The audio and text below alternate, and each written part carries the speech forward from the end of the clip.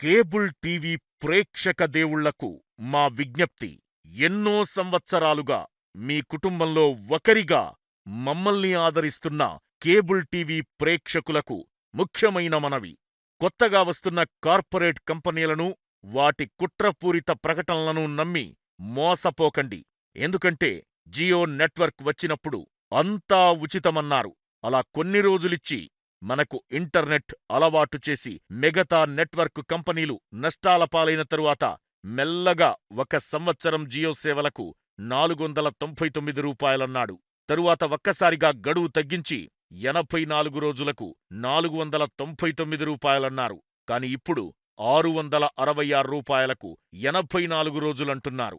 మరలా రేపేం జరుగుతుందో తెలియదు. ఇంకా ఎన్ని రెట్లు పెంచినా సర్వీస్ కోసం అదే వాడాల్సిన పరిస్థితి కల్పించారు. అలాగే డిటిహెచ్ కంపెనీలు నెలకు రూ. 249 కాని అది కేబుల్ టీవీ ఆపరేటర్ ఉన్నంతవరకు మాత్రమే.